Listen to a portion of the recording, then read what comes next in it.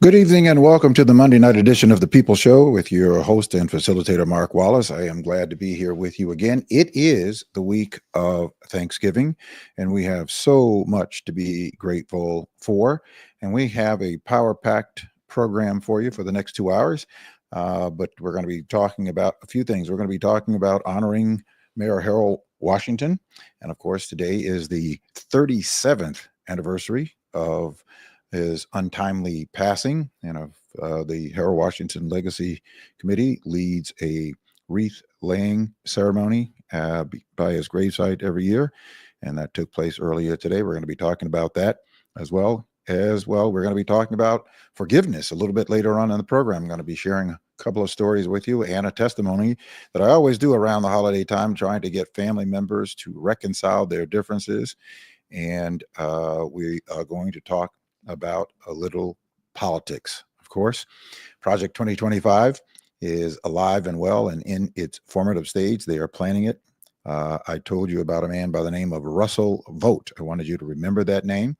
He's one of the co-authors of Project 2025, and he is Donald Trump's pick once again for the head of the OMB, which is the Office of Management and Budget, which he headed when Donald Trump was in office in 2016. And I've got some wonderful clips that we're going to be playing of him, that he was in an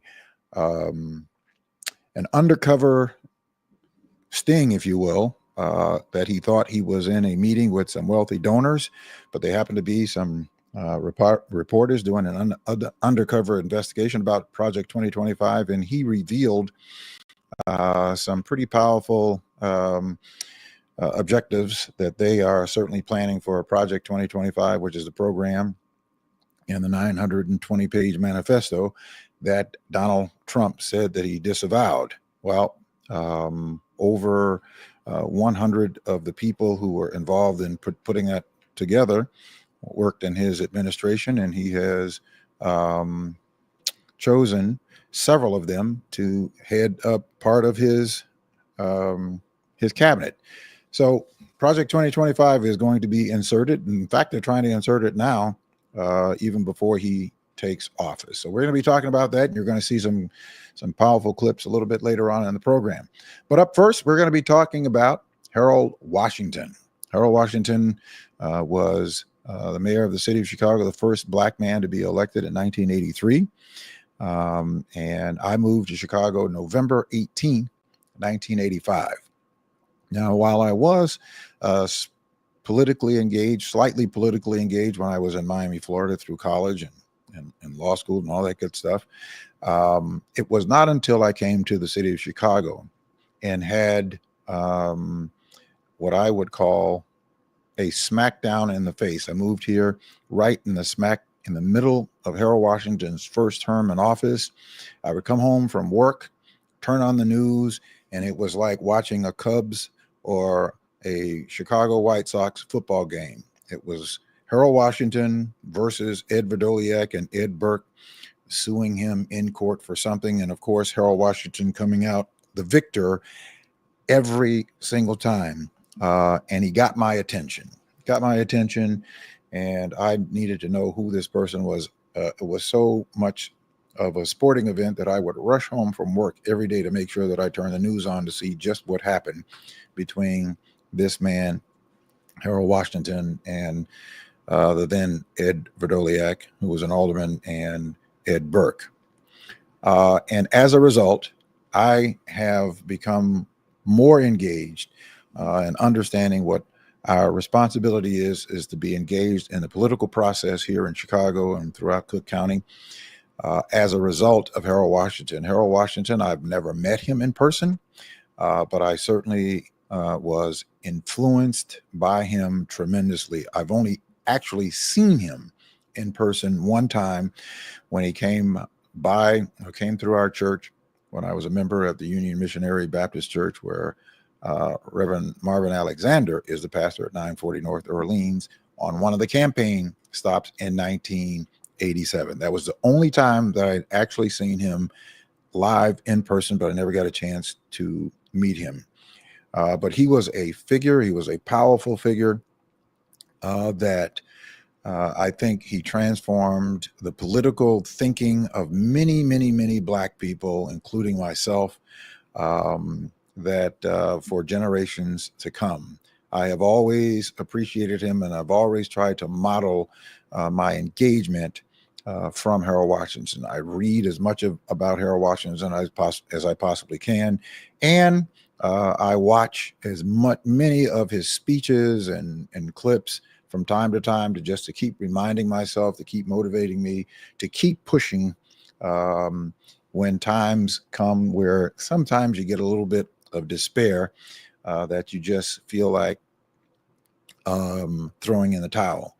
And of course, people like Harold Washington and the work that he did encourages never, never to throw in the towel. And we're going to be talking about that. And there are some people who are certainly have a lot more involvement with him than I did. And they are joining us here now. And joining me now is Devorah Crable, who is a media marketing and community engagement strategist of digital storytelling and filmmaker. And she's also a part of the Harold Washington Legacy Committee, and she is joining me. And of course, Don Rashid is joining me on the program. Now, I think we lost Don Rashid, but we will be getting him back momentarily. But Devorah Crable, I'm getting there. Forgive me. It's been a long time of saying the other name. Okay, but we're getting there. But I am so glad to have you. Unmute yourself, will you?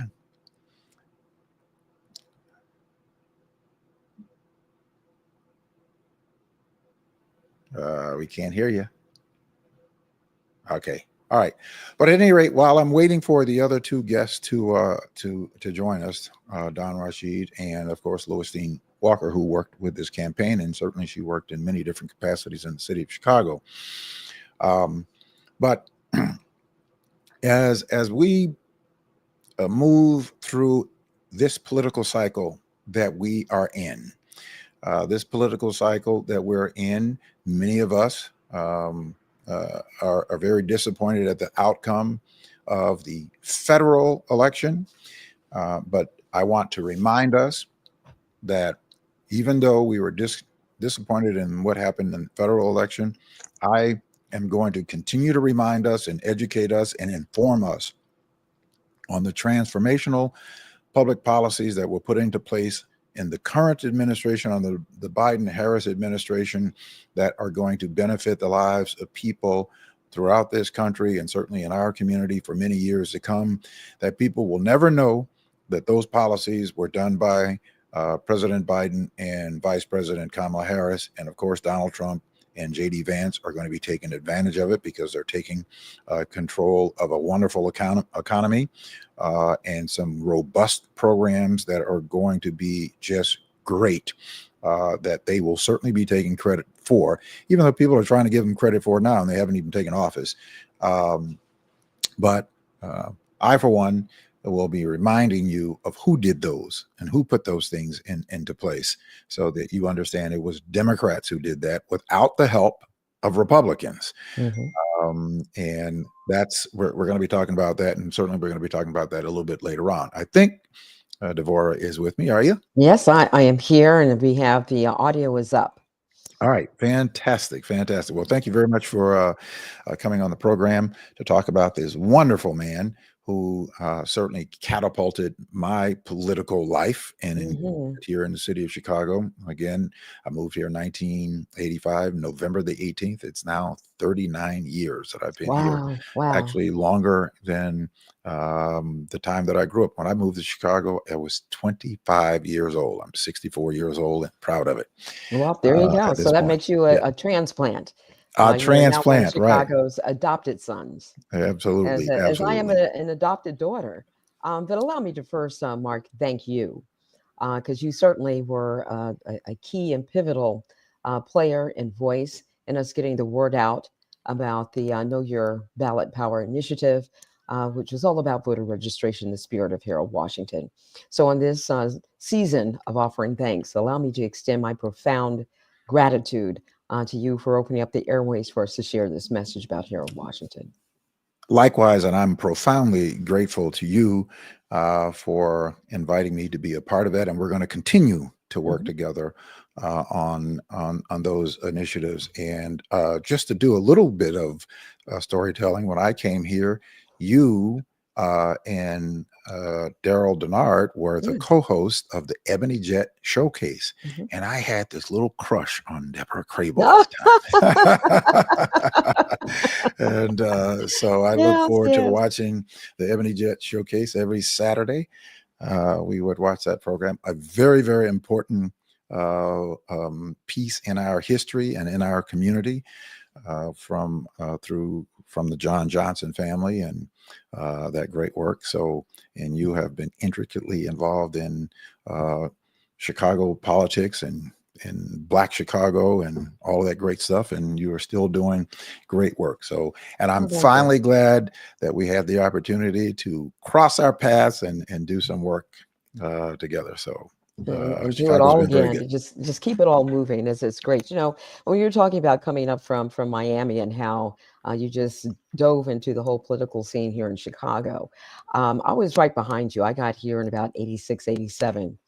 And I did have the opportunity to meet Harold Washington, bigger than life persona, and just an extraordinary human being. But there are a couple of things too. I came from Washington, D.C., where you had another legacy mayor, Marion Barry, who was beloved by the whole community, the city. He was just a brilliant statesman, and just super intelligent. The man was just super intelligent and had a photographic memory. And just like Harold, he was a wordsmith. He knew how to talk. He could rattle it down. He could talk you down and around and back again, leave your head spinning in the process. So lessons to learn about effective leadership and being a student of the word, student of the letter, in terms of the written word, and academia. Harold Washington was very, very big on education, as was Marion Barry. But two great giants that came up, they were contemporaries. Just Harold here in the Midwest, Marion Barry was there on the East Coast. And then out west, the mayor in Los Angeles, whose name, due to senioritis, just kicked in. Don Rashid is here. He can probably help me out. Certainly, anytime. And, yeah, absolutely. Okay, and joining us now is Don Rashid. He was here earlier, but I guess there might have been a little technical glitches. I got a little buffering. I advised you earlier that my 100-year-old condo has a lot of plaster with these little wires in there that I'm working on that. Okay. All right. One of the tricks of that is hardwiring your computer to your modem. Clarence Winbush is going to help me out with that. Exactly. All right, fantastic. Okay, we're waiting for Louis Dean Walker. Hopefully, she's going to be joining us momentarily. Well, she just sent me a text saying that she too is having a little difficulty. And one thing we do know is that with StreamYard, Chrome works best. So I'm going to see if she got that. All right. Okay. Fantastic. And so that people know, Don Rashid, who was the assistant press secretary for the mayor of Washington, amongst others, during his administration, and all of these people, for our viewing audience and listening audience, these are people who I have had the opportunity in my 39 years to be able to cross paths and connect with these people here in the city of Chicago and doing work on behalf of our community. And I get a little bit insulted by some people who are in the political spectrum, politicians particularly, who like to invoke Harold Washington's name, but not Harold Washington's principles. And so I get a little bit annoyed by that, because there are many people who like to use his name when it's convenient, but certainly not to carry out the principles of the leader that I know in terms of where we are today. And we have more Black people in political offices in the city of Chicago and the county of Cook and the state of Illinois than any other state in the country. And yet we have regressed in terms of our equitable progress. And I believe that we are going to have to turn that around as the people organizing ourselves together. We've heard that 1,000 times over, if we heard it once, that we have to organize. Well, we are going to do it. We're going to do it. We have launched, and I launched it a few years ago. We had to kind of shut things down because of COVID, but we relaunched 10 by 10 to Win, which is the political action arm and committee to build our own independent Black voting bloc. Beautiful. I know that people like to talk about this Black and Brown coalition.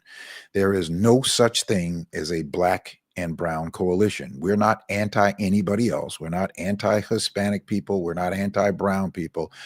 The truth of the matter is there has never been anybody that coalesced with our community for the advancement of our people. We must do that. We're in a very, very uncommon place in this region where we have this large community of Black people in Chicago and Cook County, where we have the capacity to organize, to make sure that we have a very strong voice to make demands and hold people in public office accountable to delivering to our community. And that is up to us to get ourselves together so that we can hold them accountable.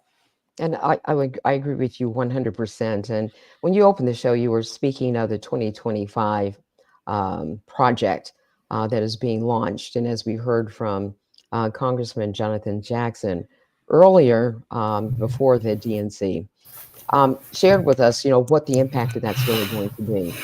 And what people need to really appreciate, life as we know it will be changed forever. We have an individual who has no respect for our democracy and the democratic process as we know it and have revered it. And once he upends that, you're going to start feeling the crunch. You will feel the stranglehold of what that Project 2025 is going to mean in our lives going forward. And it will be a very difficult thing to undo once he gets that really moving and ramped up once he gets into office in January. So no joke, no kidding. If there was ever a time for you to pay attention and to get involved, now is the time. If you're talking about your project, the 10 for 10, was it? 10 by 10 to Win. 10 by 10. Okay, then now is the time to start aligning yourselves and getting involved in these conversations so that you will know how to effectively respond to what's about to drop on our heads. So be proactive and get engaged. Harold Washington had that message about the civic engagement, your duty, your responsibility to vote. Now more than ever, we're issuing the clarion call to everyone. Now's the time for you to get your act together and pull in the reins and everybody and figure out what your response is going to be. We don't want you to be reactive. We want you to be responsive. I think that's extraordinarily important because to me, if you revere, respect, and honor someone like Harold Washington, the way that I see revering and respecting and honoring someone is to carry out their character that they carried out in their space of service. And Harold Washington was a tirelessly serving individual. He served the people. He was not about Harold Washington. What he was about was advancing and lifting the lives and making lives better of people. And he did not forget that even though he was the mayor of the city of Chicago, that he was a Black man and he was not afraid and had a very, I'm going to say had an unusual capacity to be able to say Black in the midst of white folks or Hispanic folks or whoever, and feel very comfortable doing it. I'm not so sure that still exists today. Let's get Don in here. Don real quick. In the administration. And Don, just share some of your experiences that you had in your capacity with Harold. First of all, I want to dovetail on what you was just saying, explaining what Harold was about. Additionally, he wanted to be fair to everyone. And nowadays, people are entering public office for self-aggrandizing purposes in other things other than serving the people and serving fairly. That was the hallmark of his mission as the mayor of Chicago. And it seems like we have gotten away from that, and nothing illustrates this more than the current presidential sweepstakes that we just passed through. It was self-aggrandizement, self-serving, and all the things that are negative to public service. And Harold was the epitome of wanting to serve the people. He was very prepared. A lot of people, better said, he was prepared more than planning. He set the criteria on the conditions that he would want to run and how he wanted to serve. He articulated that I had to have X number of supporters and registered voters. I had to have X number of dollars, and he achieved that. And he went on to serve in that capacity and achieving the goals that he was looking for. And I think that inspired particularly the Black population and constituency, but everyone. He was ideally fair. And I think that the people who weren't for us did not want that. They disdained the fact that he was fair and he was articulate. He's very articulate, but he had a street sense. And I was sharing with Deborah earlier today, he can get in at a press conference and he can articulate, one of the things, he would say some 15-syllable word, and then he would end it. And if they don't comport themselves or do right, we'll kick their butts. So he can speak the vernacular and he can articulate on the highest level possible. He was a very special individual in our lifetime, and he set the standard for which future office holders can aspire to and take a page from his playbook, for sure. I was a member of Progressive Community Church where B. Herbert Martin was the pastor, and he also served as the chairman of the Chicago Housing Authority for a period of time. And I think it was under Harold Washington as well as under the Daley administration for a brief period of time. And he allowed for me to listen to some tapes of conversations that he and Harold would have. Harold would go by his house every morning before he would go to City Hall, and they would pray and they would have conversations. Sometimes it's just conversation, not talking about anything in particular, but they decided that they would tape every conversation in case there were some people out there trying to use that against them.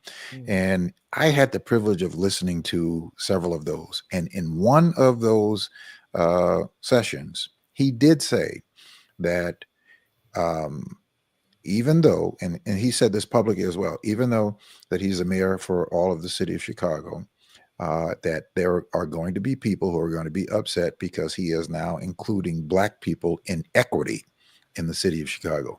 That's what he really meant about being fair, was about making sure that Black people were included.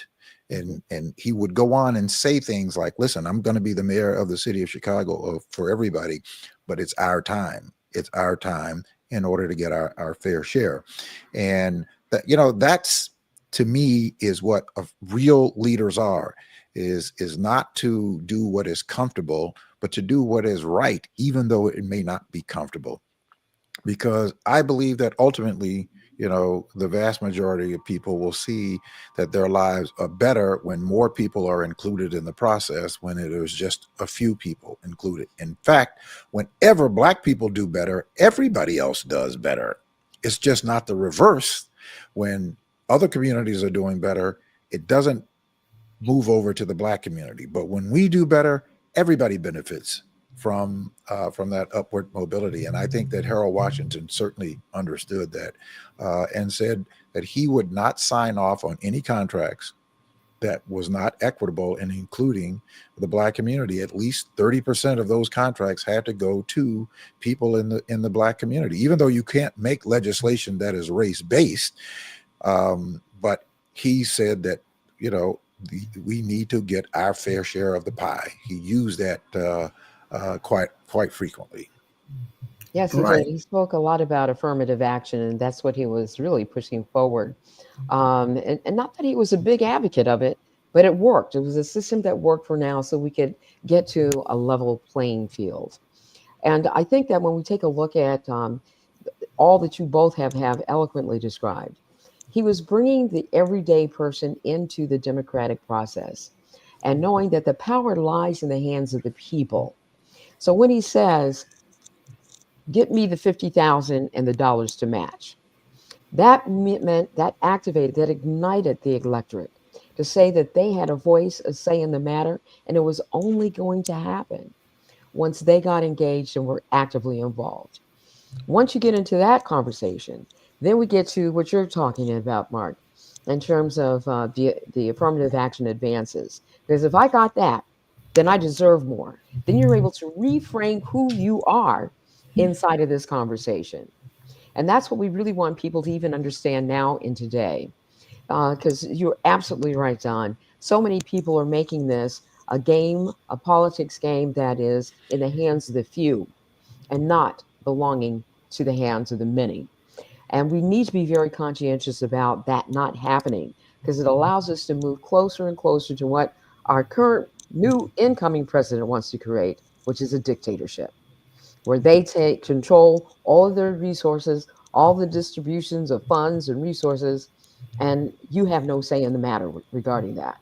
So when we talk about saving our democracy, that's what it is about. Reserving and preserving your right to be able to have a say in our collective future. We have to Absolutely. get back to that too. Right now, when you hear some of these politicians, particular those who are the Trumplicans or the MAGAs, they say Americans and ours. And right away you know that that doesn't include us or anybody that's a less than, and even those who support him that will not benefit in the long run for supporting his actions, they're going to be the victim of the same thing, because if you don't have money, you're a junior Negro in their aspiration, you will not get the same consideration, you will not enjoy the same properties that everyone else is. And as we move toward this oligarchs and authoritarian type of government. So those who continue to blindly support that type of leadership are going to be the victims of it in the short run. Yeah, there are two things that Harold Washington taught us by example. One, he understood process. He understood process in the face of opposition. And so he was very well learned in understanding the political process and how to maneuver and navigate through that to put himself in the position that he could be the leader to make the kinds of distribution of the wealth rather than being a dictator of the wealth. The other thing that I took from the time I was not here, but from what I learned from what you all have shared, that Harold Washington told people, okay, you want for me to run for office, for public office, then what you have to do is demonstrate to me that the people really want me. Mm-hmm. And so in order to demonstrate that, go and register 50,000 new voters and get, I don't know, 100, 250,000, whatever the number was. And then you will come back to me. Then at that point, I'm compelled to respond to the people. I have taken that, and I believe that public office is just that. It belongs to the public. Exactly. And it is the public that decides on whether they want you or not. And I know that, people, say, well, you have to get out and let the public know who you are. Harold Washington obviously did that. But even though he had been in office many years in different positions, he still said to those people, those few people who wanted him to become the candidate, you want me to become the candidate, it's got to be more than just you. Mm-hmm. You got to go and demonstrate to me that the people want me to be their candidate, and then I have to respond. I have no choice but to respond. And they did that. They did that. Absolutely. And that was so critically Mm-hmm. essential, even for these days, because we, the people, and particularly us people, Mhm. we have to be engaged. It's not like, okay, we won this election and we can go to sleep and party and want to dance our way out of our constriction. It's an ongoing engagement, ongoing involvement about the issues that confront us and the aspirations that we're looking to achieve.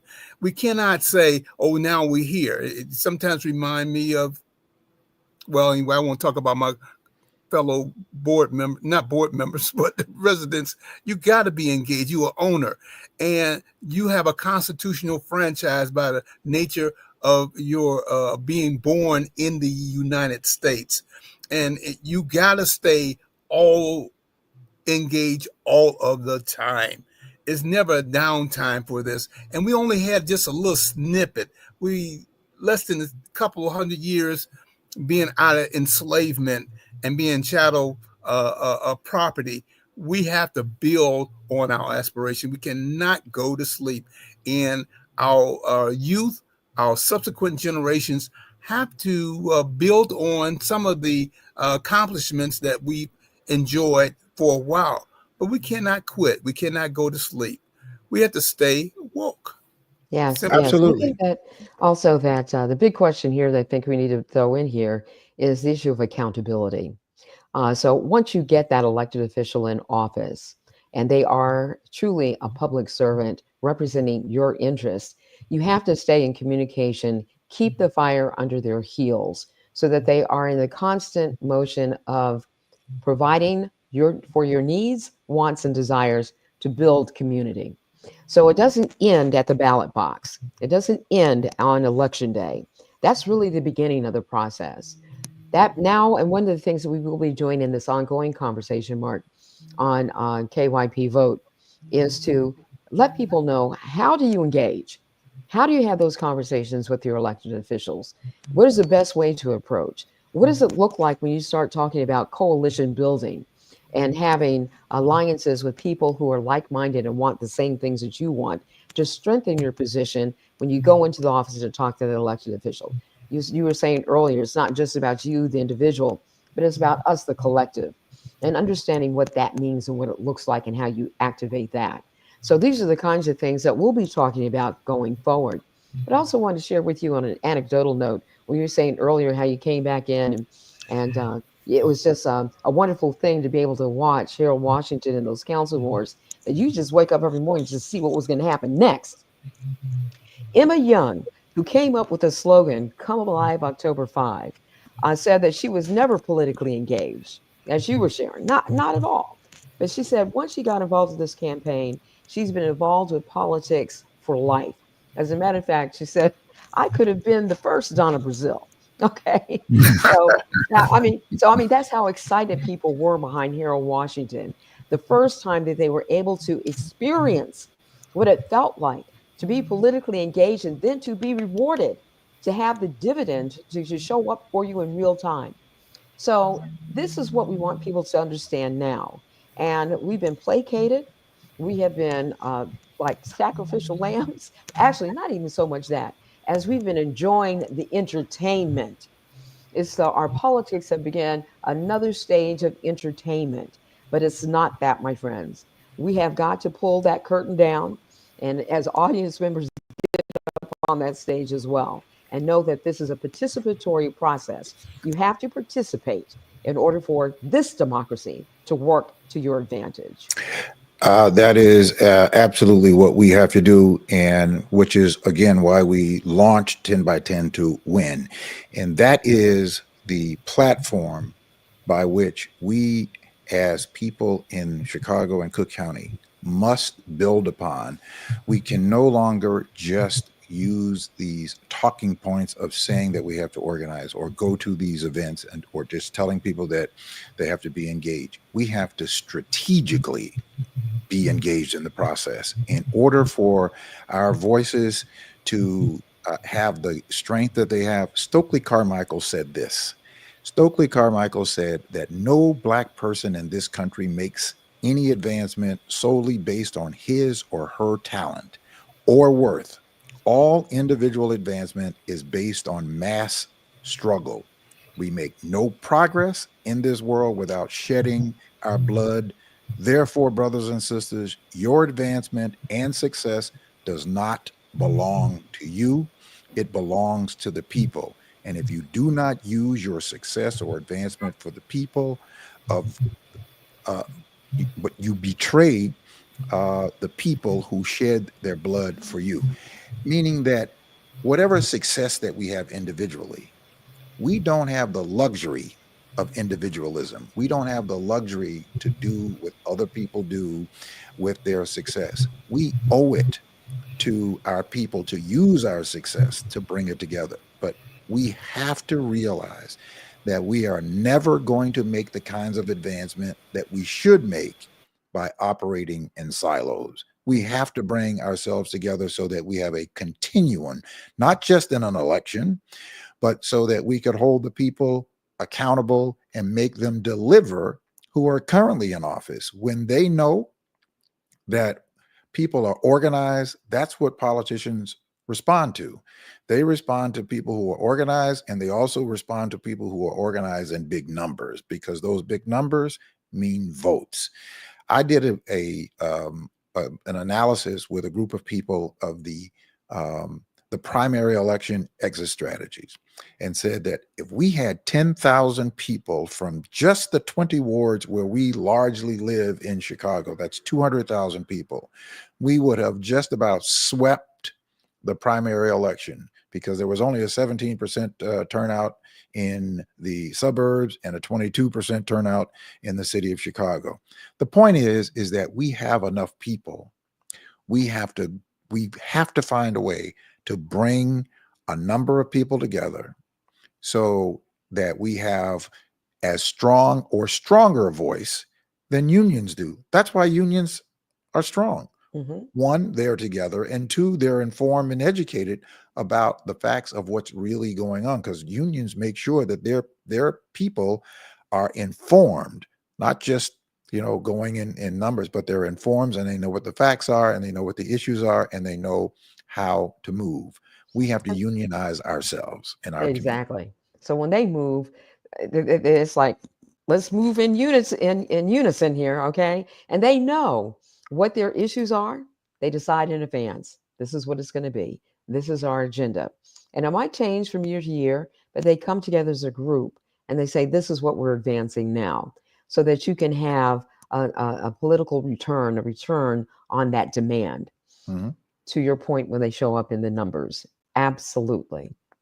Yeah, because we have people who are doing the work in every area from education to economics. We have Mhm. organizations that are doing that great work. It's not like we have to reinvent the wheel. All No. we have to do is to bring that apparatus together, and they can continue to doing the work, except for we now have this block that whenever they go and speak before a city council, they go and speak before a general assembly, that general assembly or that city council person or that state senator or state representative knows that that person is there, but there are several 100,000 people behind that person, so they have to respond to the demands of the person who is there representing the rest of our community.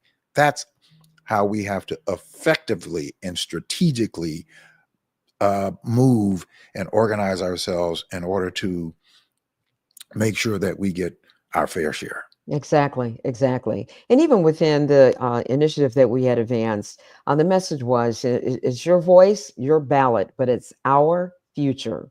Because what you do at the polls doesn't just affect you, it affects me and everybody else in the community. And we need to have that mindset.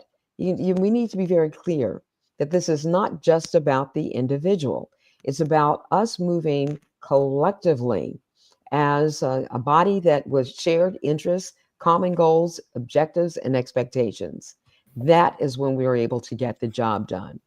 So, Mhm. and that's the democratic process. And if that's a process that you believe in, that you believe works for us, and it has since the founding of this country, then you got to wake up, stand up, and fight to preserve this democracy that we do love and enjoy. Absolutely. Absolutely. Don? Yes, I cannot overemphasize the importance of we the people's engagement in this democracy. I have people that is part of a group that I may associate with talking about I can't get into politics. You know, they rather look at He froze.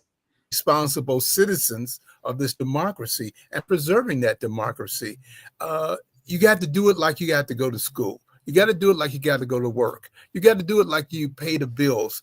In politics and your involvement and having a say, a point of view with what's going on in your respective lives and your fellow citizens and the electorate's life.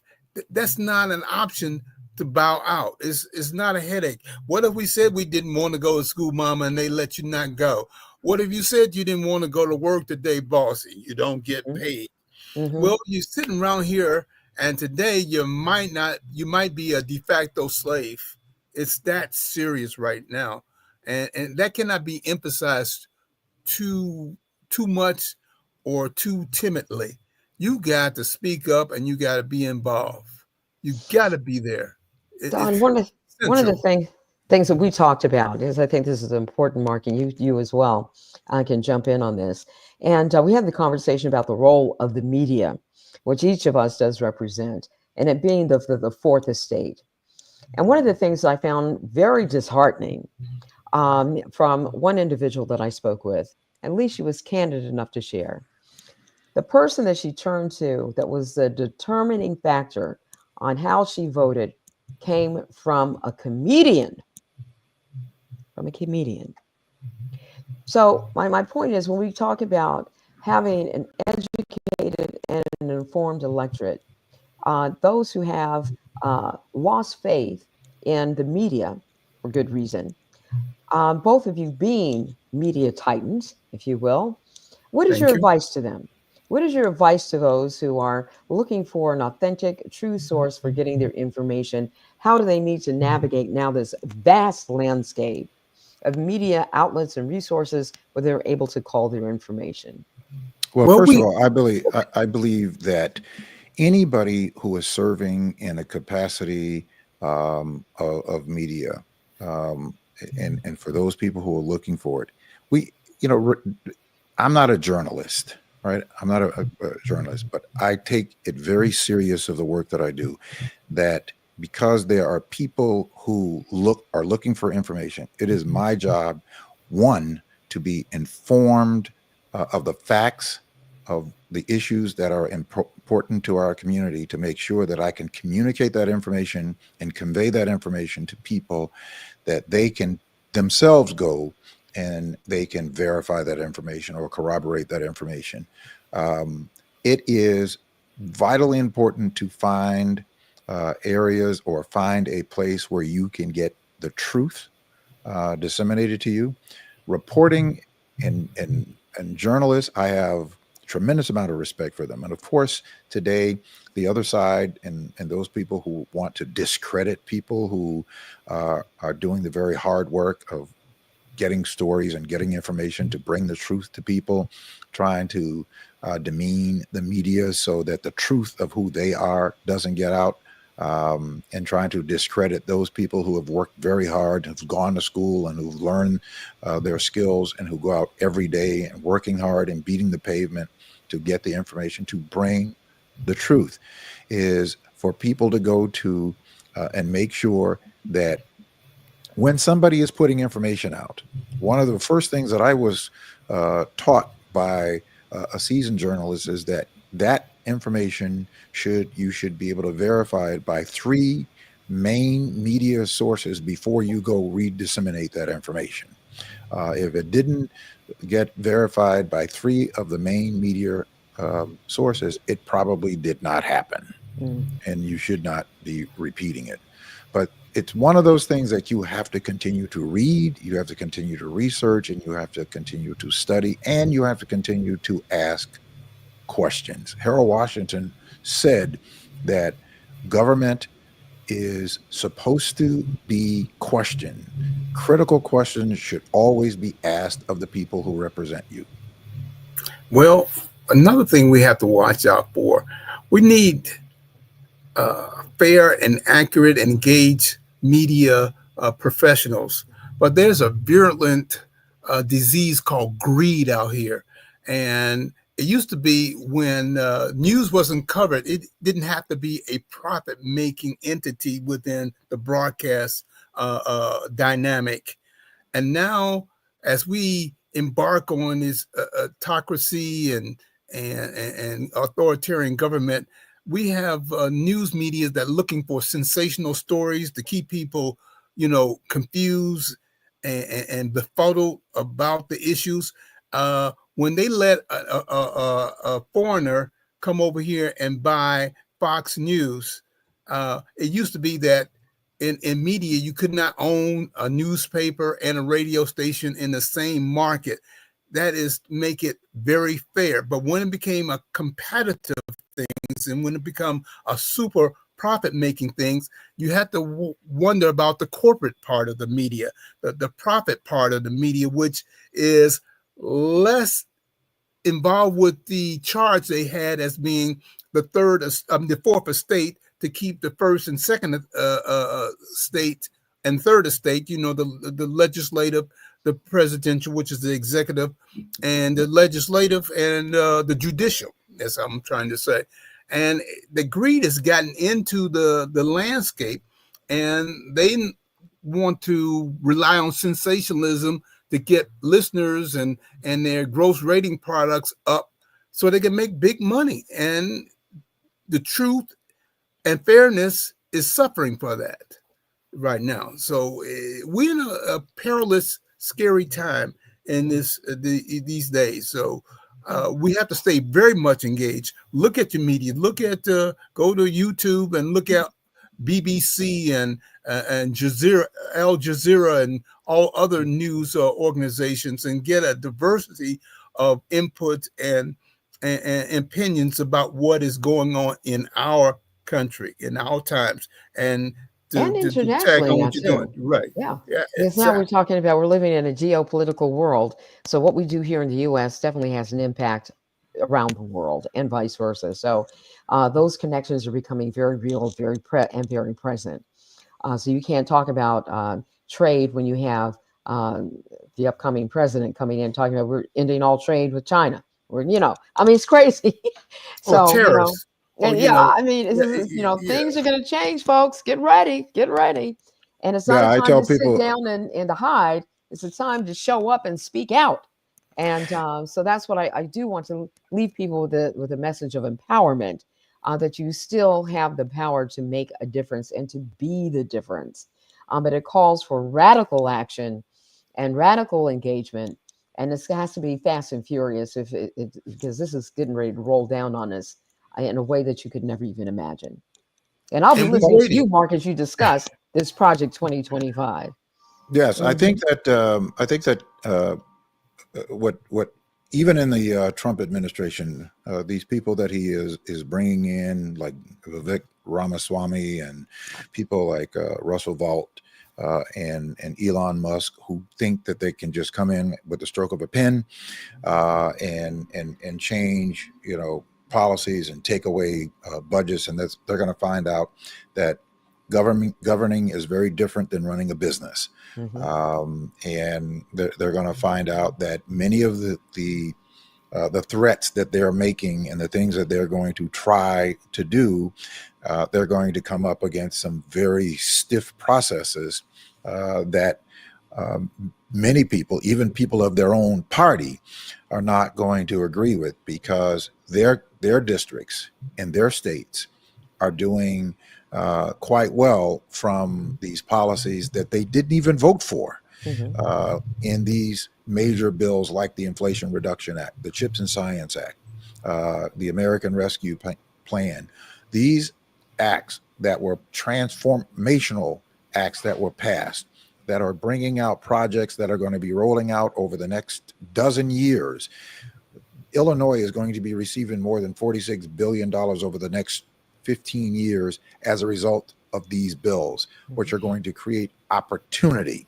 And those red states, them going into government, talking about that they're going to take $1 trillion out of the government.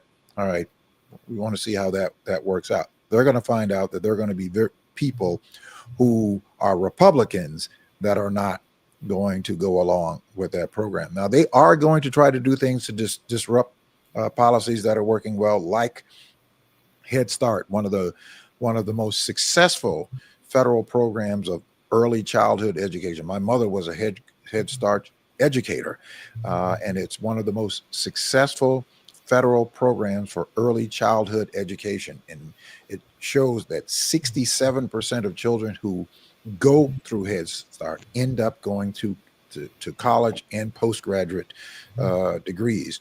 So these are strong programs that they are talking about getting rid of. And we know why they want to hit programs like that, because it largely impacts our communities. And it will enrich them and their friends, as opposed to doing something for people. So it's going to be some challenges out there. However, I believe that we will be able to survive a Donald Trump and his sycophants. And while there will be some pain, but it also would be a motivating force for us to bring ourselves together, especially in the region where we are, where we have this unusual capacity of Black folks that we could bring together, and hopefully we can be a model for the rest of the country of what it means to coalesce. As Sarah Washington did back in the day as well. I look at this as a time of almost like being in a crucible. And in that fire of refinement, we will reemerge with a new identity and greater clarity about vision and mission and where we need to go as a nation and as a people. And I also like to be mindful that we always are engaged in this conversation of creating equitable opportunities. The role of any elected official is to maintain balance and have a fairness. And Harold Washington spoke about that, as you shared earlier. It was all about being fair. He wanted to be remembered, that I helped people and I was fair. And so when you think about the things that you bring to the table that you want, it's not just about me, me, me, me, me. It's not just about how much money can I make, but how can we just evolve effectively that in a manner that allows everyone to have a holistic and complete life experience that they can be proud of and that can be sustained.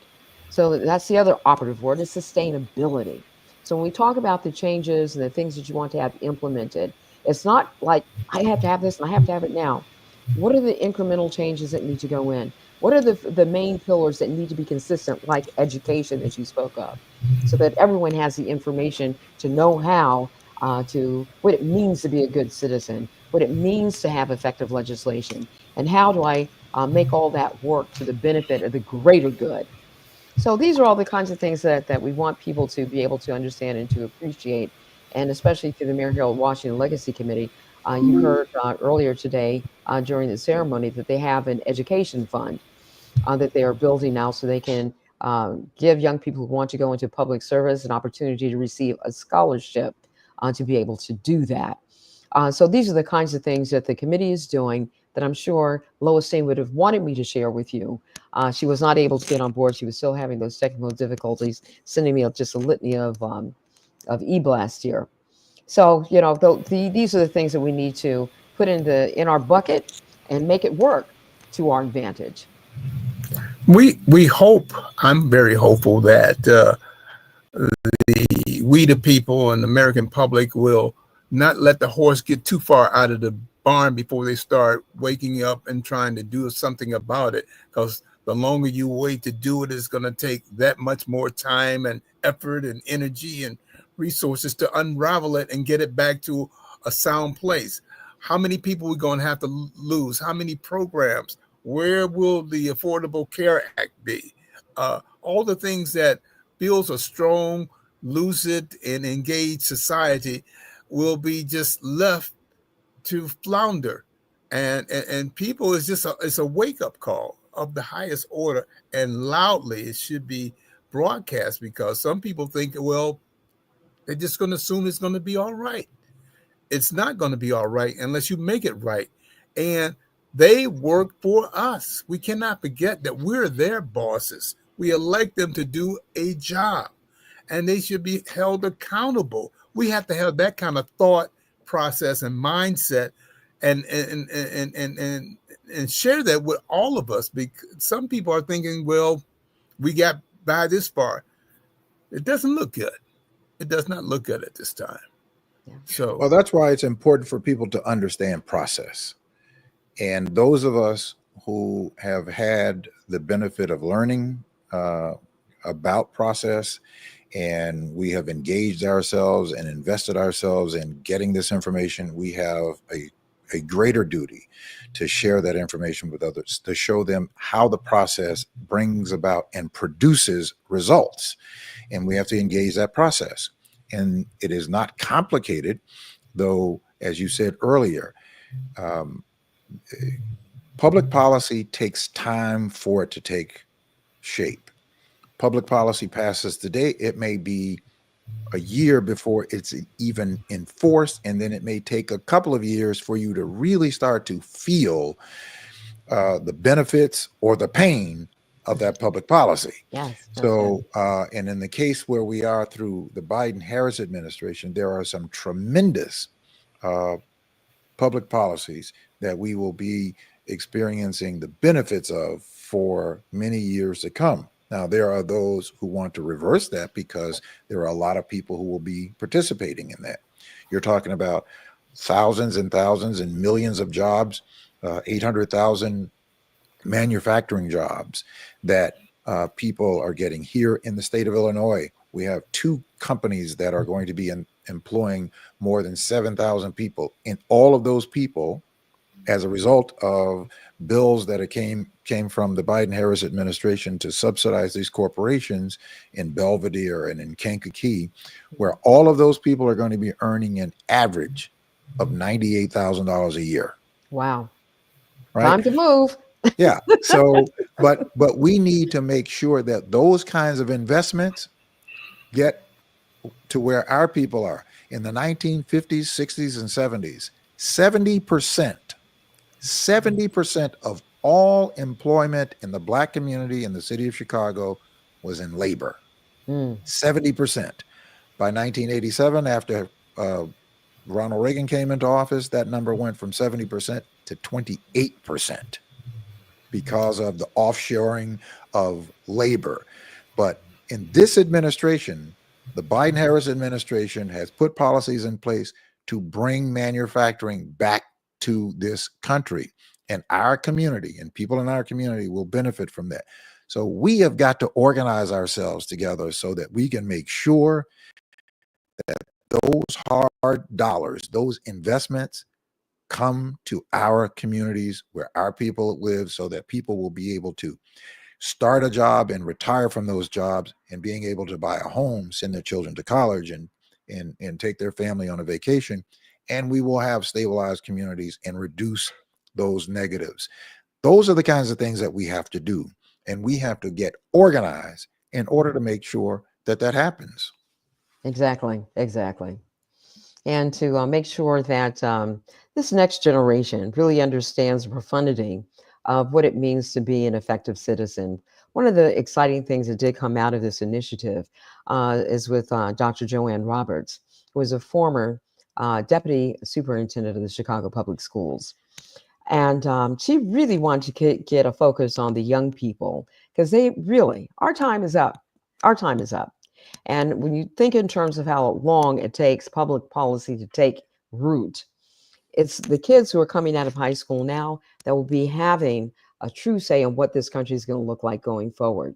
So she's moving for legislation. There's a group of folks that are coming together to make this happen. When they graduate, they will get a diploma and a voter registration card, mandatory. And of course, inside of that means that there is civics education that is going on there as well, because this is the generation that will be the ones that need to be empowered to know that they are the true architects of what is going to be coming next. So to your point of knowing where the next bounty is, in terms of what we have existing and what will be available. We need to get plugged into that. And you, of course, provide a valuable service in keeping all this information front of mind so that we will know that it's these young people that are well positioned to be able to move over to Kankakee, right? And to be able to take advantage of those opportunities and to understand how that process works so they can make the same thing happen in their own backyard.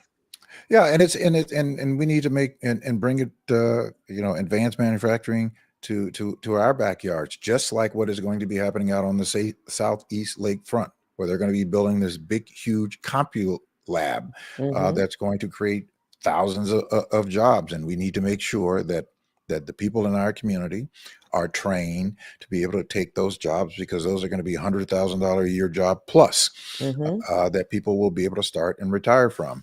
That is the organic way and the agrarian way of building a community, that you reduce the kinds of negatives that we have, and violence and domestic violence and bad health and all of those other areas, and create opportunities to improve our educational infrastructure, so that our children can go to a neighborhood school and get a great education. When we expand the tax base, we raise more revenue to be able to infuse our public commons. That is, how you build a community, and making sure that the people who are representing us deliver, because I fundamentally believe that many of the people that we have in public office, they may be very nice people, but many of them don't have a clue. And it is going to take the people to help them understand what is needed in our community. They have to be connected with the community to hear from the community as to what is needed and what we demand from them. And if they can't deliver, like any other employer, we are their employers. If they can't deliver, then that means that we have to hire people who can deliver. And it needs to also have to have vision, because communities are organic. They are always evolving and changing. The families that came in, starting the families, they raise their kids, they go to school, they reach retirement, the kids leave, they go to college. We have a whole new set of circumstances there now. So being able to forecast how your community is going to evolve are things that you have to factor in. So again, going back to the thought of what are my immediate needs and what are my long-term needs, all have to be a part of that strategic planning process when you talk about building a sustainable community. And what is going to be the revenue sources? How do we generate money and those kinds of opportunities where people can just be in the community and be able to make their livelihood, if that is desired? A lot of people have issues with all the commuter runs and what have you, but that works. Both models work. You have to figure out what works best for you. And so when we have those families that do get older, how are we addressing the needs of the senior citizens? Do we have senior citizen homes and care centers that are available for them so they can still have full, robust lives and be within walking distance, if you will, of their families that are within a mile or two away? Right. So these are the kinds of things you want to be thinking about when we start talking about building community. We start taking a look at all those school buildings here in Chicago that are closed. How might they be reopened or repurposed? Right now, they're just collecting dust. And who knows what else is being attracted there, magnet for all kinds of stuff. So we want to take a critical look at those issues as well. And the healthcare issues. How do we deal with health and maintaining good health and well care for every member of the community? So, these are the issues are so vast and varied. And there are those of you in community that need to be the ones who are taking the lead on framing those conversations. Because a lot of people, believe it or not, they don't know. What should I be thinking about? So that's where you become a critical voice in this conversation. Because there are those who really have the background and the information and the resources to be able to contribute to that conversation, so you'll know what is required to build what you truly desire. Absolutely. All right. Well, listen, that's going to do it for us. But I want Don Rashid. I know he's been having some Going in and out. connectivity issues there, Yeah, it's on the way. and we're going to have to have. We're going to have to have. I'm not even going to say a part two. This has to be a continued conversation. Absolutely. You know, Absolutely. honoring Harold Washington cannot be twice a year, when he died and when he was born. It has to be a continual of honoring his work and honoring his legacy and what he taught all of us. That to me is really honoring a person's legacy and having his example that we can continue doing this work and making things happen. I want to jump this in. One of the foremost tactics that we have to employ is engaging our youth. Our youth seems to be looking to establish some new paradigm instead of building on the paradigms and the history and the traditions that came before them. Yes, they should bring something new to the table, but you can't forget about what works and what our priorities. We have to continue to be purposeful in that manner and not fall victim to the distractions. And we cannot dance our way out of our constriction.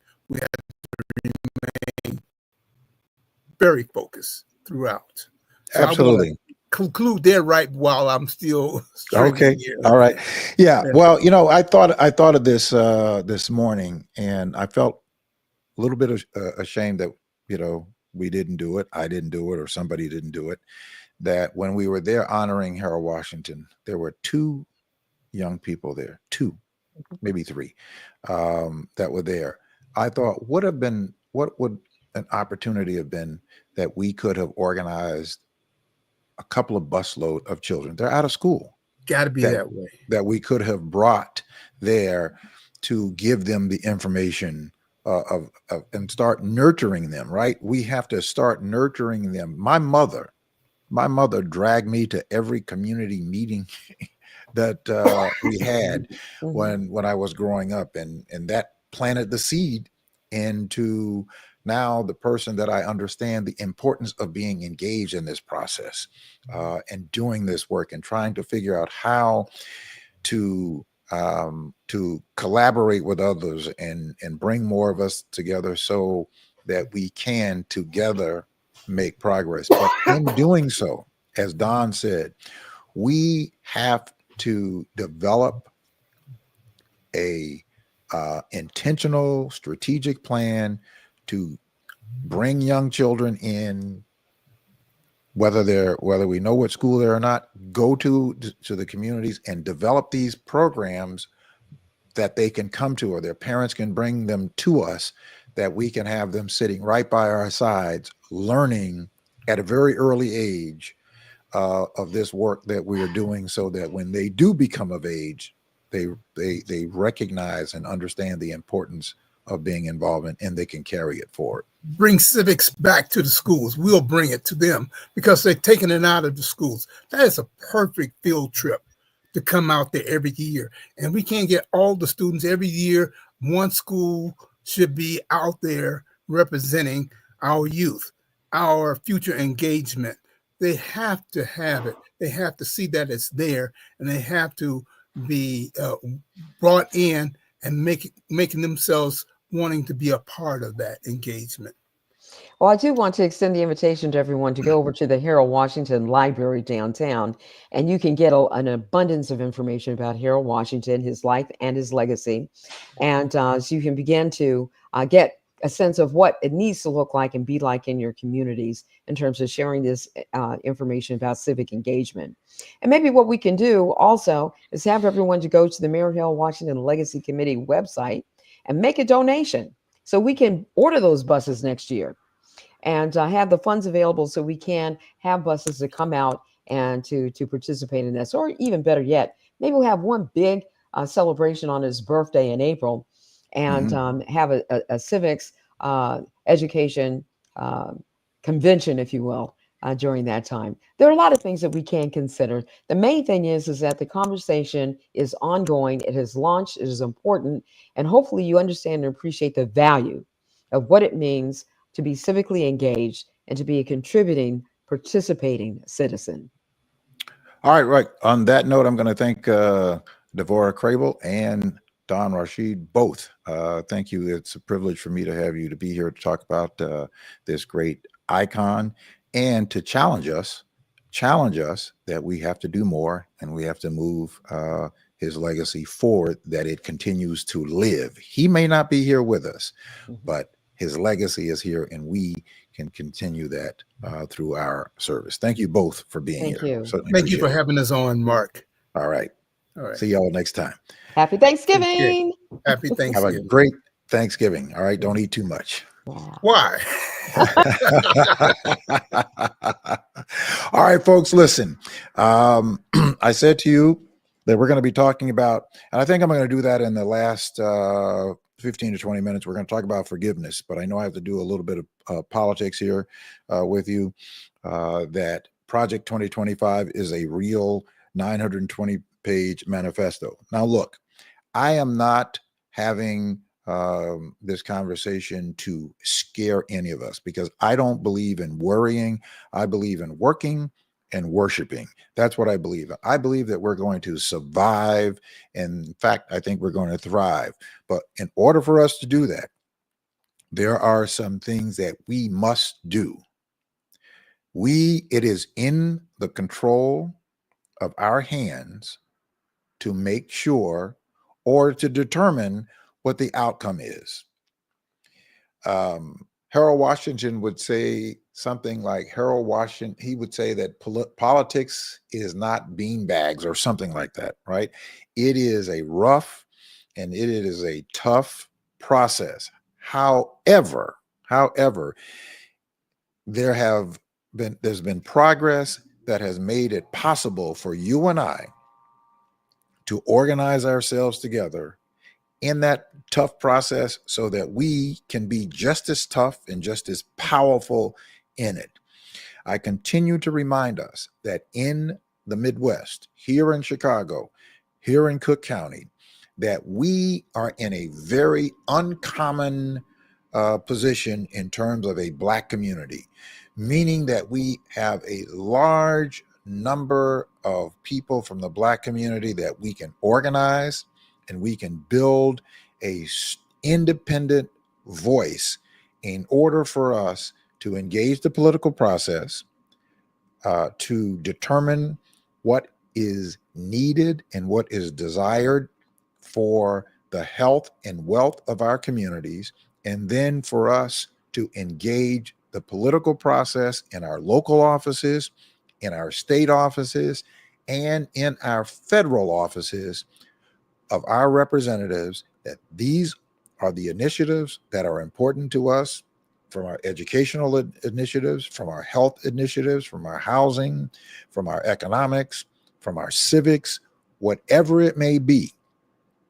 We have the capacity, we have the resources to organize ourselves together. That's why it is important for us to do. And I am asking each of you, if you have not already done so, make sure that you text 10x10 to the number 855-909-1385 and become a part of 10 by 10 to win, which is that political action committee where we are building our own independent Black voice so that we can make the determination. We have the power to do it. I'll put it in the chat, in the chat. So those of you who, if you're not there, please go and do it now and share it with somebody else so that you can become a part of the block. We want to build a 1 million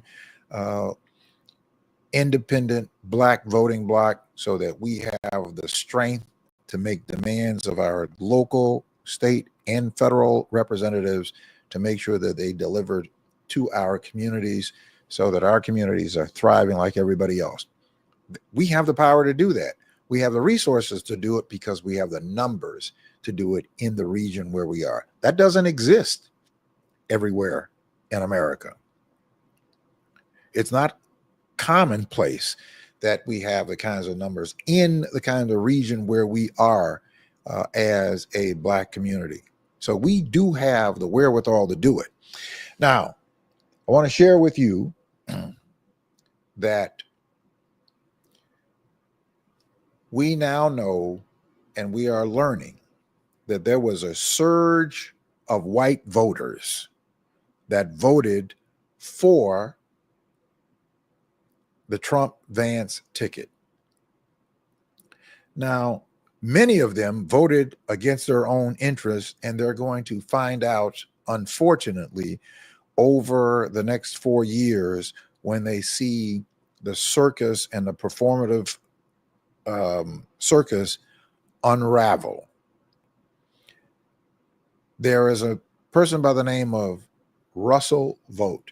Russell Vought was the OMB chair under the first Trump administration in 2016. And Russell Vought has been pegged to become the person in charge of the OMB, which is the Office of Management and Budget in the Trump administration. And Russell Vought is one of the main co-authors of Project 2025. And Russell Vought was in an undercover meeting that he thought was a meeting that he was going to meet with some of the some wealthy political donors. And as a result of that meeting, he unveiled on tape about some of the plans of what they intend to invoke into whether it be policy or public policy or legislation or into the fabric of our federal government. And one of the first things that he talked about is they have this clip. They have this thing where he was talking about, or someone was talking about the first of the 5 years of the Trump administration.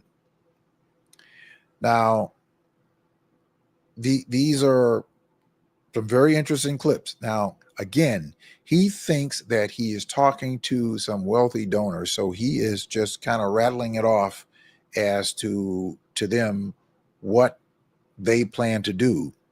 And we're seeing it really in some way, shape, or form starting to take form. So he starts to talking about the year of the 5th year of the Trump administration. Take a listen.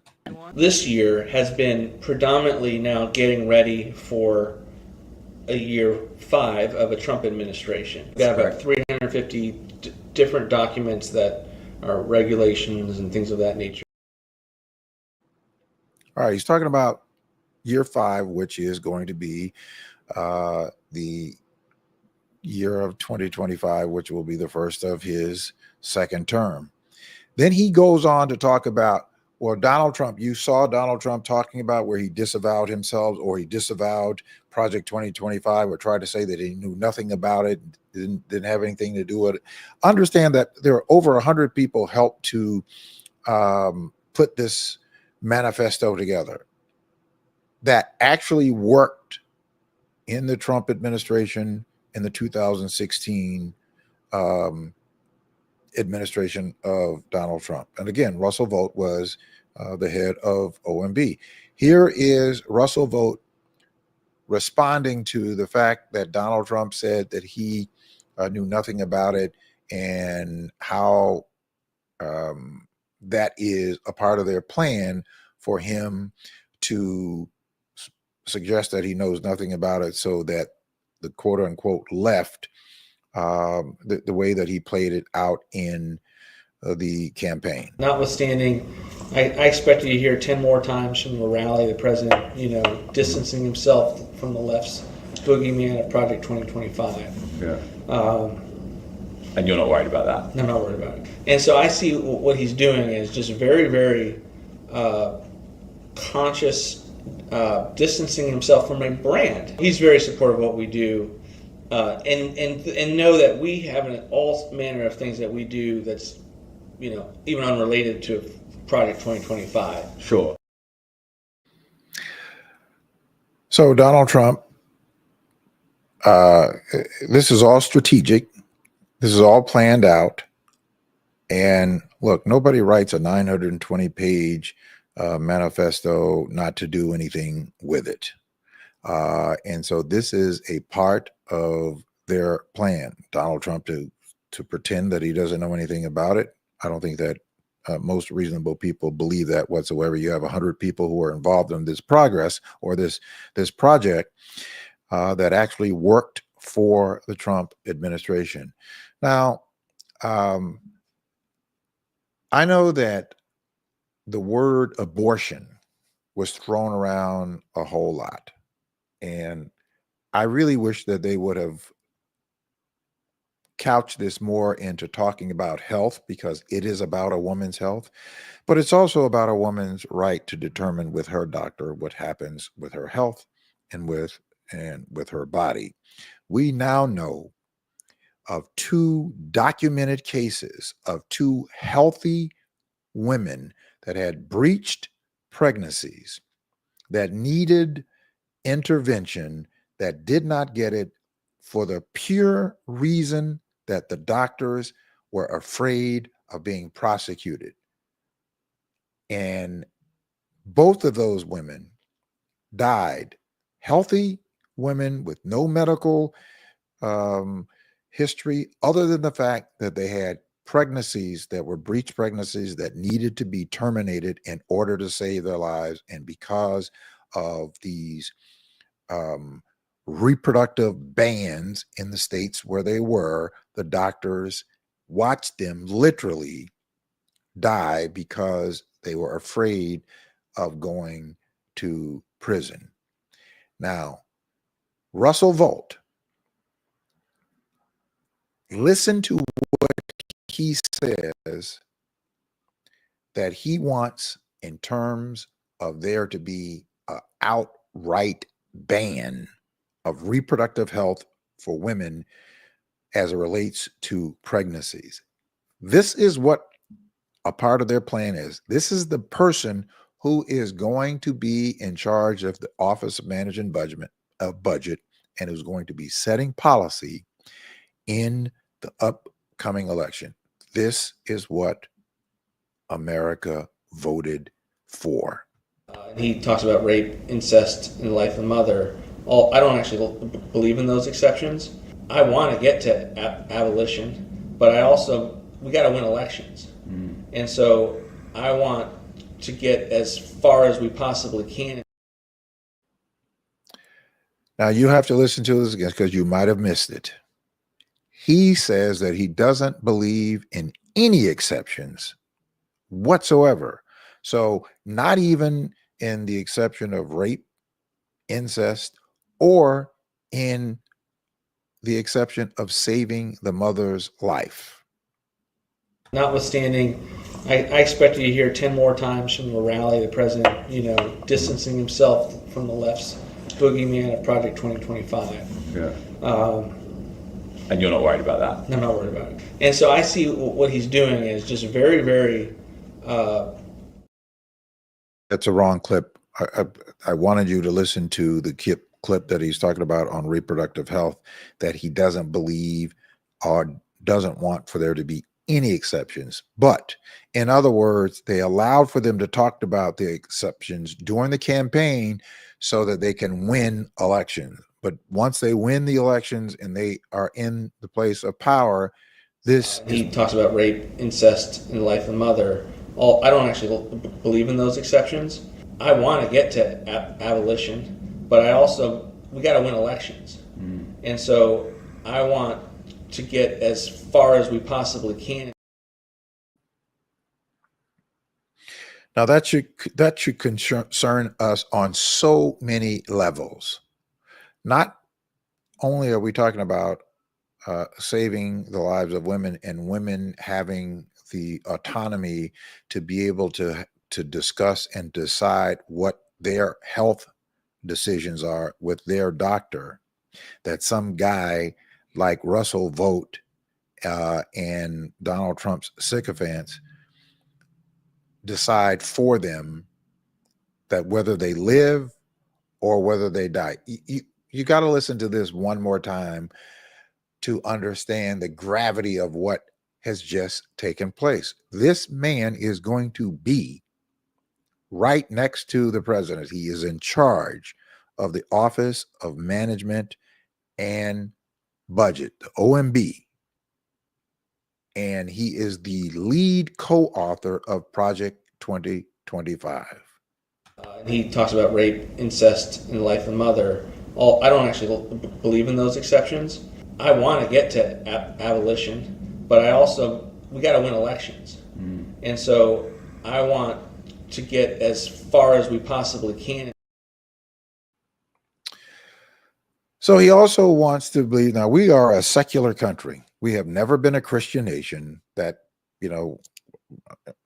that was just something that's made up. It's never been a part of the Constitution. We're a secular nation.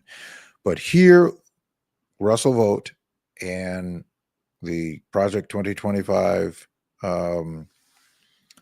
cohorts want that if in fact people are going to come to this country, that they somehow have to take some litmus tests and vow of Christianity in order to migrate into this country.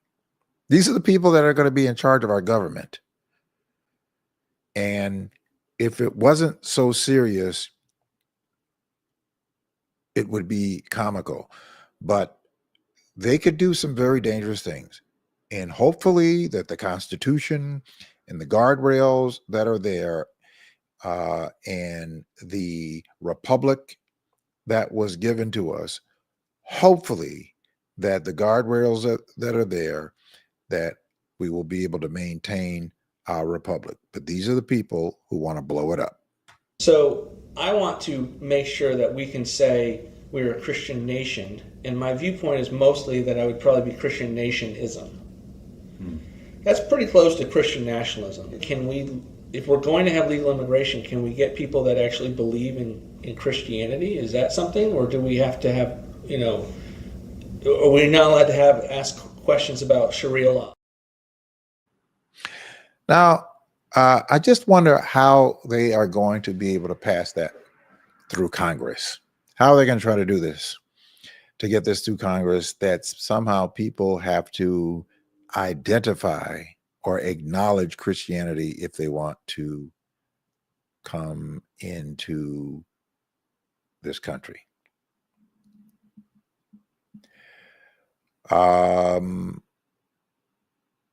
Let's go on to the next clip.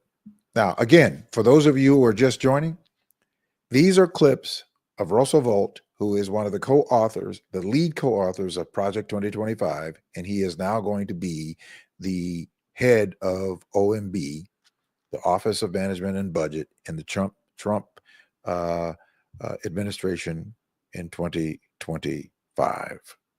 He's been at our organization. He's raised money for our organization. He's blessed. He's talking about Donald Trump. Raised money for the organization, blessed the organization, but this is the guy who lied and said that he knew nothing about the organization.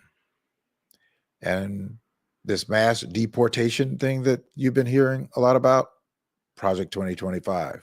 This is in an ideal world. I mean, I think we could save the country in a sense of,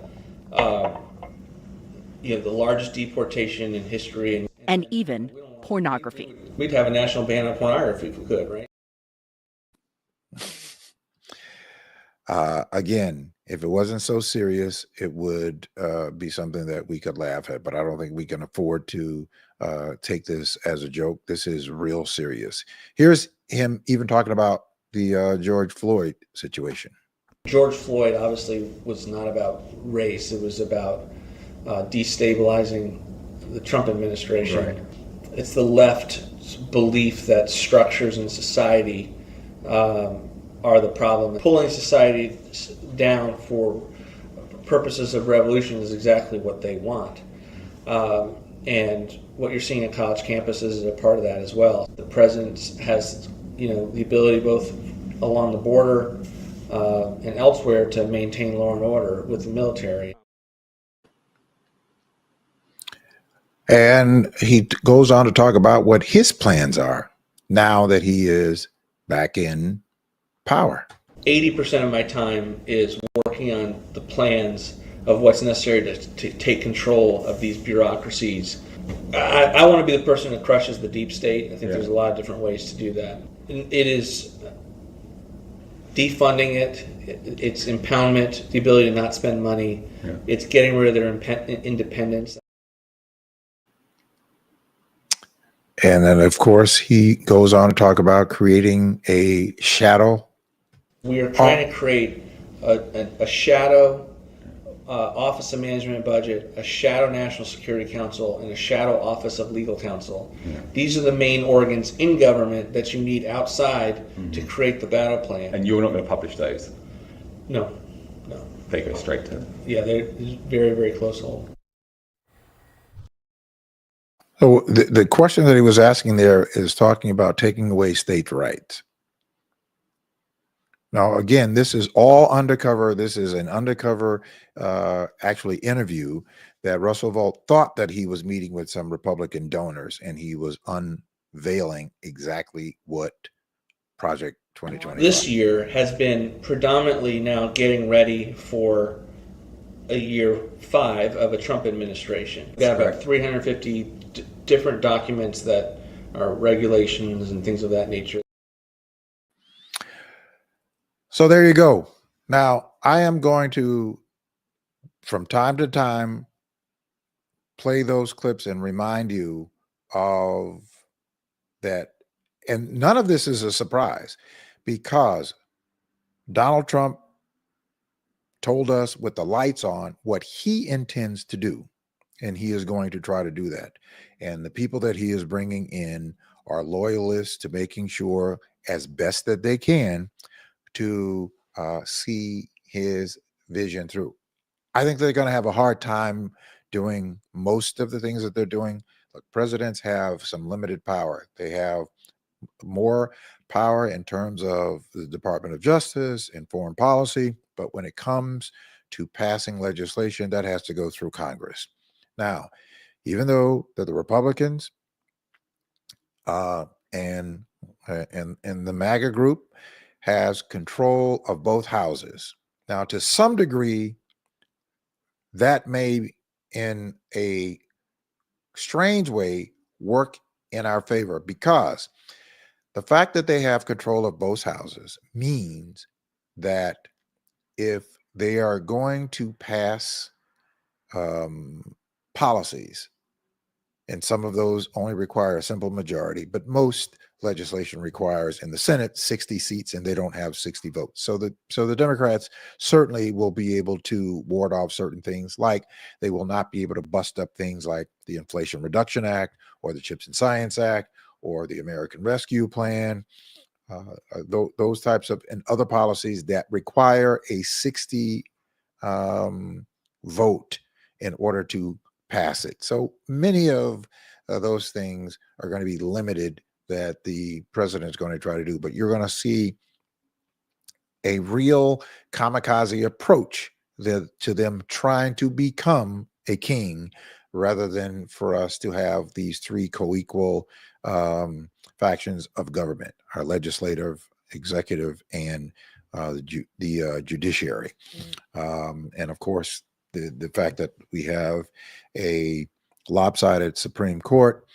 There are still federal courts that we will be able to advocate to hold off or to fight against many of the things that they will try and they will try to do. So we need to buckle up, scoot our chairs up, and pay attention. And certainly we have to be engaged. And I believe that, look, this is motivation for us to get engaged and get involved on the front end, so that we are proactive rather than reactive to many of these things that they are going to be trying to do, which I think on a lot of them, they're going to fall on their faces. All right, listen, we are coming to the close of this program. And of course, we are in the week of Thanksgiving, and we're going into the holiday season. And this is my favorite time of the year because I love Christmas. I'm like a little kid. Whenever, I see all of these pop-ups that are going up, I always want to go to these pop-ups. I'm not going to be able to go to as many of them this year because we are having some health challenges with my wife, and she's not able to move around, and she's not as ambulatory. But we're going to go and do some of them. I saw some of the pop-ups that are coming up in Chicago for Christmas. Now, but with that, during the holiday season, I try to encourage people through my program and through these mediums to reconcile relationships that they have that are broken within their family. And I use my own story between my relationship with my father. And growing up, my father was not the model father. And I grew up in many of my adolescent years and teenage years. I grew this resentment to my father. And as I started to develop in activities and sports, my father was not there. My father, in fact, when I was 9 years old, my father dropped me off at a little league football team where I was just starting to play football. I was, we were all swimmers in my family. My siblings and I all became competitive swimmers. And that was one of the requirements that my father had, that whenever my mother there were 5 of us, and whenever my mother brought the newborn home, my father would take us straight to the pool. And so we all became competitive swimmers. So all of my siblings are very good swimmers. But at the age of 9, my father took me to the Optimus League and dropped me off. And from that point to the time that I graduated, never came to see me compete in any activity. I was a competitive roller skater for 18 years. I was a swimmer, a tennis player, and a football player, and developed to be a pretty decent athlete. And my father never came to see me play any sport at all. My father's brother did, and he had a son, and we were very close in age, and so he would go to his son's games, and then when he could, he would come to watch me at my games. But my father would never did, and my uncle always tried to get my father to do so, and my father always had some reason why he couldn't be there, had to work or something. But he was not there. So I developed this resentment to my father. And so when I got to be a senior in high school, my last year and my last football game of my senior year, my father came to that game. My uncle got him to come to that game. And I happened to see my father in the stands. I didn't know that he was there until I turned around and saw my uncle, and then saw my dad sitting next to him. And I didn't know what to feel at that time. I didn't really feel excitement. I do remember I didn't feel excited that he was there at the game. And I might have thought, find time for him to show up at the last high school game of my high school year. And so fortunately, I was successful at being offered several football scholarships to some pretty decent universities, one of them being the University of Wisconsin, the University of Florida, and Florida State. Those universities offered me scholarships. And of course, they would come to your house and they would talk to your parents, and they would the scouts would come and try to encourage you and to come to their program. My father was at every one of those meetings. He was at every one of those meetings. And I was a bit irritated that he was at every one of those meetings when he would not come to a single sports activity that I was in. And again, I was developing this righteous indignation for my father over these years. And I thought, this is what I am going to do. I thought that this would be my own retribution to my father. My father was so, engrossed in this process and looking forward to me going to one of these universities to play football, so that he would have some sort of bragging rights. And my mother went to a university called Nova University. My mother worked as a maid and put herself through college at night. And Nova University was one of the first universities that provided night school for working parents. So they had, and this university went all the way from preschool all the way through a doctorate program in one building. Because their courses, for their college courses, they partnered with the local schools in the Dade County and Broward County area, where they would use the schools at nighttime to teach college courses. And so my mother went to school at night, and she graduated from Nova University and got her master's at Florida International University. And so I got the idea that, you know what? I've done everything in sports that I really wanted to do for the most part. I had no idea or even imagination of going to play pro football. Going to play football in college was more about making sure that I could get through college without having a whole lot of debt. But what I did was I let all of those universities come. They made all of their offers. I went to my mother after that, and I told my mother, I said, I think what I'm going to do is, rather than going to accepting either one of those, I'm going to go to Nova University, where you graduated from. I'm not going to accept any of those scholarships. And my mother said, you're not? You don't want to go and play football and go to one of those big universities? I said, no, I don't need to go to a big university. As long as I can get an education, I want to follow in your footsteps. You did okay. So I'm going to go to Nova University, and I'll find a way to pay for college. I actually had a pretty good job at the time that I didn't have to take any student loans.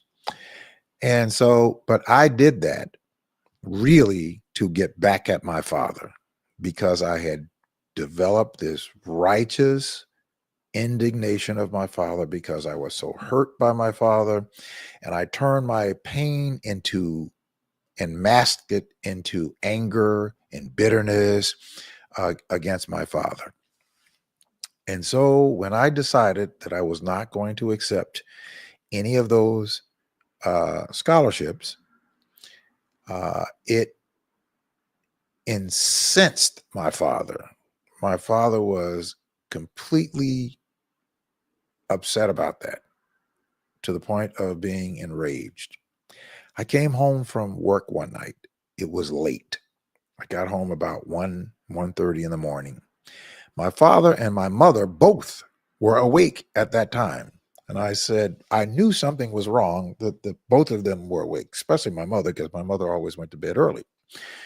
So I came in, and it was, they were just kind of sitting there. It was kind of quiet. And I sat down in the Florida room and was watching television and sat next to my mother. And then my father came to me and asked me about a pair of shoes that I had gotten, that he basically had thrown away because they had a little acid burn in the tongue of the shoe. And I found a shoemaker who repaired the shoes and started wearing the shoes.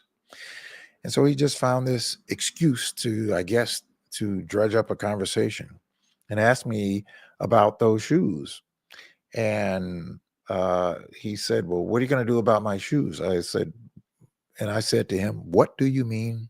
What am I going to do about your shoes? He said, well, those are my shoes and you are wearing my shoes. And I said, Dad, you put these shoes out in the garage.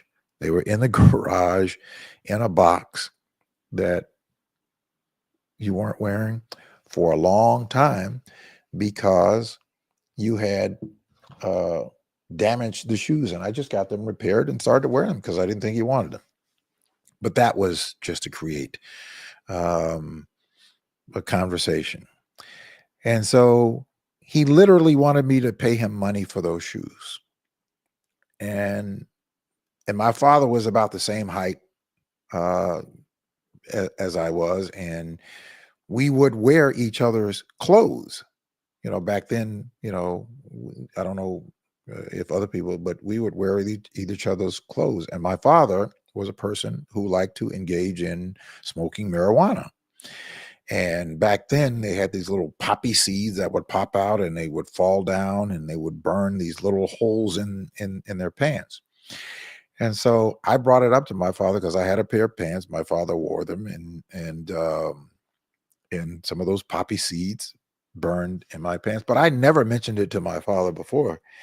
And I said, well, Dad, I have a pair of pants and they have a couple of burn holes in them. And I never mentioned them to you, that if you want to make me pay you for these shoes, then I think that you should buy me a new pair of pants. My father got so enraged that he told me to take my pants and every other stitch of clothes that I have and get out of his house. It's 1:30 in the morning. He threw me out of the house. And of course, my mother was all upset that, he was throwing me out of the house in the middle of the night.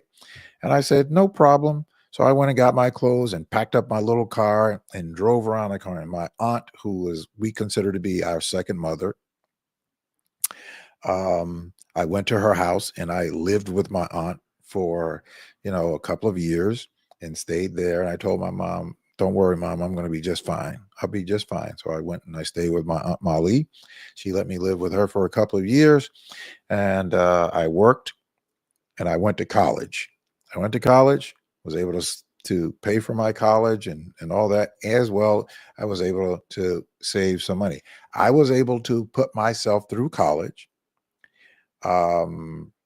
without having to take any student loan debt because I was earning a pretty decent salary at that time back in, the early 80s. And I didn't have a lot of debt. The only thing I had was my college tuition, and my aunt didn't charge me anything for room and board. So I went through college, but going through that period of time, my father and I's relationship became even more estranged. And I developed what I thought was I despised my father, didn't want to have anything to do with him. And my mother got ill and my father never showed up to the hospital, which caused me to be even more angry with my father and to become more distanced from him. And this was, I was about 23, 24. And I told my mother at the time that you can't stay in this situation. You can't stay in a relationship with a man that doesn't support you. I'm the youngest of 5. There's nobody else here. There's no reason for you to stay. And my mother loved my father. She made no qualms about it. She loved my father. But I told her that it wasn't healthy. And I convinced my mother to divorce my father. And my parents divorced after 37 years of marriage. They divorced, and my father held that against me, which I didn't really care at the time because I was angry with him and despised him. But my mother always tried to get the children to reconcile with my father. She never tried to encourage us to be against my dad. She was always trying to get us to mend relationships. And I would do that just for my mother's sake, but it would never go anywhere. And it would not happen. And so I developed this just this indignation for my father. So I moved to Chicago in 1985.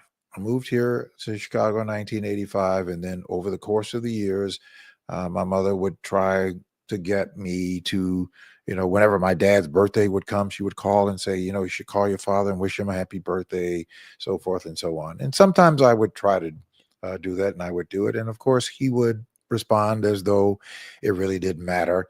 And so after a while, I just stopped, and I told my mother, I was like, look, I'm not going to do this anymore. Please don't ask me to. I don't want to have anything to do with him at all. He is on his own, work. He doesn't care about you. He doesn't care about us. He doesn't care about me. And I don't care about him, frankly.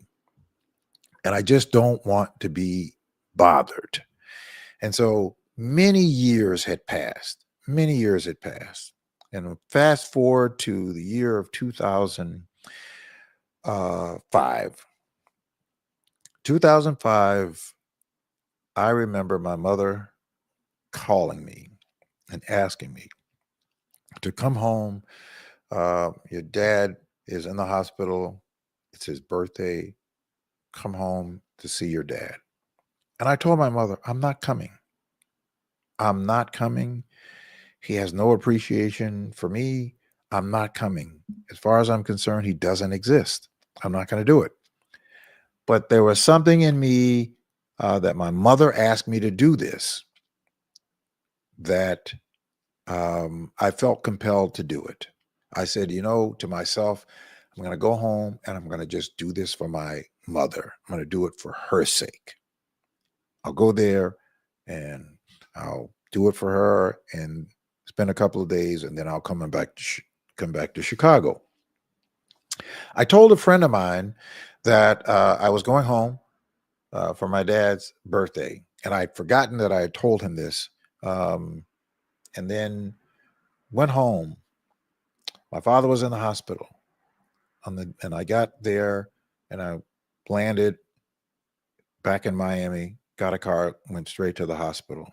When I got to the hospital, my mother was there, my aunt was there, my sister was there, and she had a cake and some balloons for my father. And all the while I am going up the elevator, I am prepping myself, trying to get myself ready to pretend like I'm going to be happy to see my father and to go through this motion for my mother. I get up the elevator, get off the elevator, walk down the hall, and having this anxiety walking down the hall, nervousness walking to the hall, and I get to the door. At the threshold of the door, something came over me. I just completely changed my entire attitude, my entire countenance. At the threshold of the door, I open the door. I see I see my father laying there in bed, my mother, my aunt, and my sister. I don't walk into the room immediately. I stood there, not sure how long it was, but something came over me. And as soon as I stepped into the room, it was like the weight of the world had left. I went straight to my father. I grabbed my father. I hugged my father and told my father that I loved him. Never planned for this to happen whatsoever. My father hugged me and told me that he loved me. We cried. We held each other. We cried. We held each other, and we cried. My mother was over there crying. My aunt was over there crying. My sister was crying. Everybody was in the room, moved to tears, to emotions. It was like the weight of the world had been lifted to me. I was carrying around this rock sack of hate, masked or hurt, masked as hate against my father. But all the while wanting to have this son-father or father-son relationship just pent down in my spirit. That was in 2005. For the next 3.5 years, my father and I had the most wonderful, powerful relationship that we were able to reconcile our differences. And I enjoyed my father, and my father enjoyed me. My father died in 2009. I ended up de facto doing my father's eulogy. Not that it was planned for me to do it, but I ended up doing my father's eulogy. It was the most moving thing for me, and it was cathartic for me, and it was liberating for me that I was able to reconcile with my father before my father died and have the 3.5 years that I had with my father, which was the most critical, memorable time of my life, and the most pivotal time of my life. And I was able to forgive my father, and I was able to forgive myself before my father left here. And I was able to tell my father that I loved him, and my father was able to tell me that he loved me. And as a result, today I have zero regrets. If my father had died before we were able to reconcile, before I was able to liberate myself by letting my father go, I would not be at the place that I am today. And I thank God for staying with me. I thank God for my mother, who was always encouraging me to try and reconcile with my father. Even though he wasn't a great husband to her, she always wanted for her children to have a good relationship with our father. More importantly, I found out and discovered what forgiveness looks like and what forgiveness actually is. And when you forgive someone, you actually liberate yourself, because forgiveness is more for the forgiver than the forgivee. So when you forgive someone else, you relieve and liberate yourself. So I share that testimony with you to say to someone, I know that you are struggling. I know that you are fighting it, but deep down, you want to reconcile, and you want to reconcile with your mother, with your father, with a brother or a sister, or whomever it is that is close to you that you have been hurt by in some form or the other. I am saying to you, if you want to liberate yourself and drop that sack of rocks that you're carrying around, drop them, drop the hate, drop the hurt, and go to the person and reconcile your differences with that person. And by you freeing them, you will liberate yourself. Go do that before the holidays, and that you can enjoy the holidays with them and with your family and with yourself, and you can free yourself of whatever the hurt and the pain and the disappointment that you experience. That is my testimony that I share every holiday, and hoping that it will help someone resolve differences that they have. Thank you all for tuning into the program. We'll see you next week, right back here on the Monday night edition of The People Show on intellectualradio.com, Instagram, Facebook, and YouTube. Good night.